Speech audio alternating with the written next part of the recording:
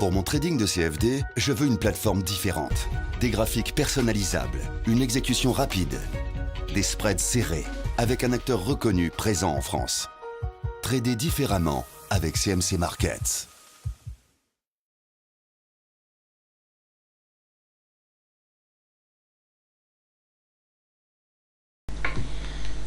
Bonjour, donc 27 août, nous allons traiter, comme je vous le proposais, donc je vais faire toute cet après-midi des analyses gratuites sur les titres que vous me demanderez. Alors actuellement, on m'a demandé le titre Air Liquide en journalier, donc je vous ai tracé actuellement le retracement Fibonacci pour me donner un point de repère. Vous voyez que là, on est très vague dans cette zone. Alors qu'est-ce que je vais faire? Je vais tout simplement rajouter des points sur le retracement Fibonacci. Je vais prendre le 78.6 que vous pouvez vous servir. Vous voyez qu'on est en train de travailler dessus ici. Et je vais me prendre également d'autres points encadrant, c'est-à-dire le 88.6 et le 70.7, de façon à avoir un petit peu des repères. Alors de façon à alléger le graphique, je vais tracer des droites représentant ces niveaux de Fibonacci. Voilà, ici je vais les rendre, je vais le mettre en ligne épaisse. Voilà, je vais en retracer un ici.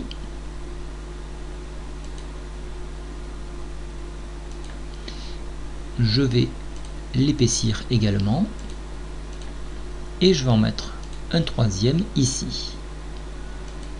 Je l'ai raté, je le retrace.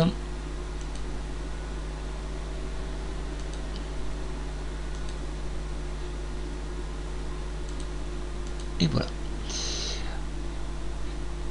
Maintenant, je n'ai plus besoin de retracement Fibonacci, mais j'ai quand même mes paramètres. À nouveau, maintenant, je vais utiliser cette fourchette d'Andrews que j'utilise très souvent. Je vais la mettre de la même couleur. Voilà. Alors j'ai un code couleur que je respecte. Voilà. Je vais matérialiser ce gap qui est ici.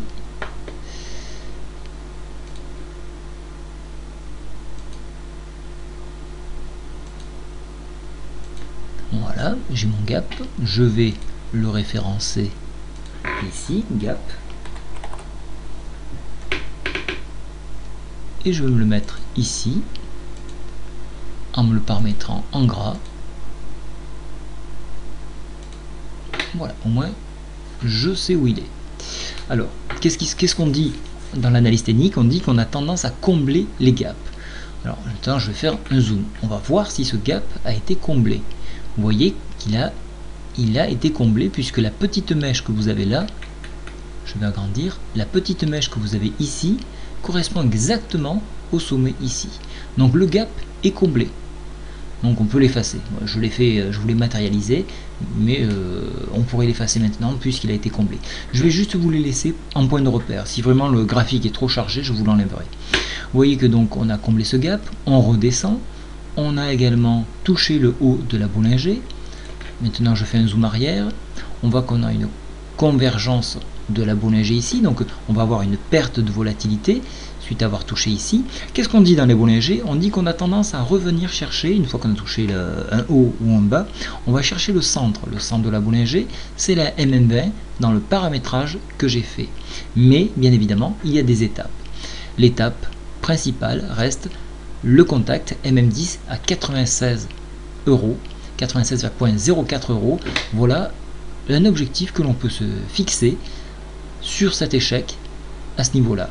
Enfoncement du Fibonacci 97.13, on peut se fixer un premier objectif 96.48 avec un objectif final 96.07 où l'on prendra nos bénéfices.